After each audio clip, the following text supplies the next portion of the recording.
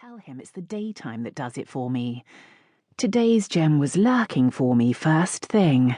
A voicemail message from Breeder, left last night after I went home, saying in a faux cheerful voice that she hoped I liked the new book and when was she going to hear from me.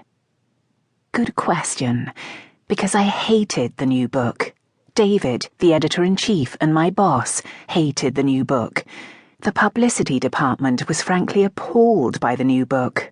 None of us, in fact, knew what to do about the new book, which was so embarrassing, a hot wave of shame washed over me every time I thought about it, which I did as little as possible.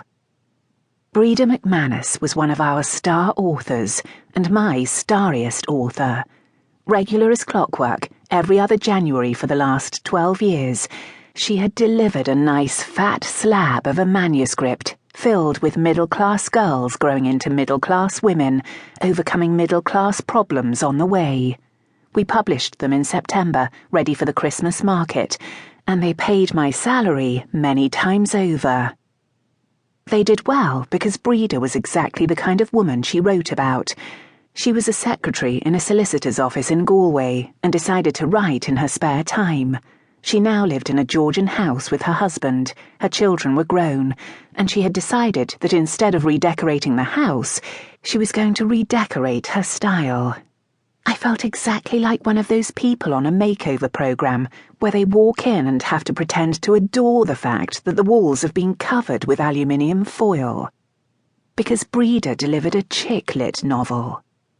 Not only was chick-lit well past its sell-by date, so was Breeder's connection to 20-year-olds.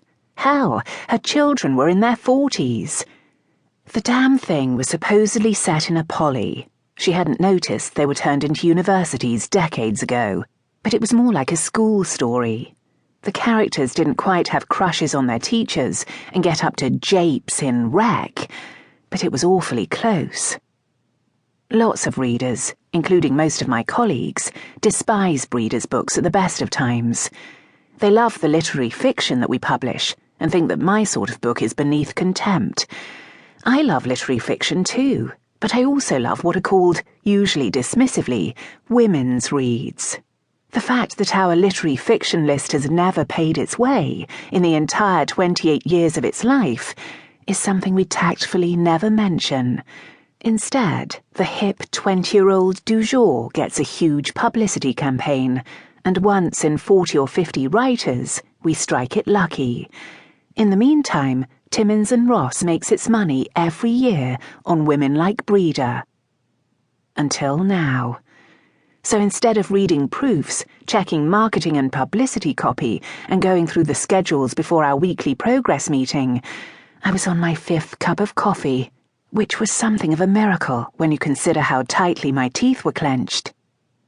I smelled French fries, but it couldn't surely be 10 o'clock already. Then I heard Miranda's computer hum in the space outside my office, where all the assistants are shoved in like battery hens. It was 10 o'clock, and Miranda had evidently been out late the night before. The French fries and a Coke are her hangover cure. I collected the minutes for the meeting and headed out, whispering a tiny hello to Miranda, whose eyes were closed against the glare of her computer screen. I hadn't gone 10 feet when her phone rang, and, wincing, she called after me. "Sam, there's a Jacob Field in reception for you." "Field? For me? Are you sure?" She stared at me. On hangover days, she had the energy to say everything only once. I didn't know anyone named Jacob Field. And I don't make appointments on Tuesday mornings because we always have a meeting then, from 10 o'clock until everyone is too bored to go on, usually lunchtime. "I'll go past reception. Will you call David and tell him I'll be a few minutes late?" It was probably a friend of a friend, or someone who'd got my name somehow and was trying to flog a manuscript, no doubt about how his mother had abused him, or proving that his great-great-grandfather was Jack the Ripper. We don't have to deal with real live members of the public often, but every now and again one sneaks under the radar. It wouldn't take me long to get rid of him. I walked briskly into reception, smiling with my teeth bared. "Mr. Field, how can I help you?" He was a surprise.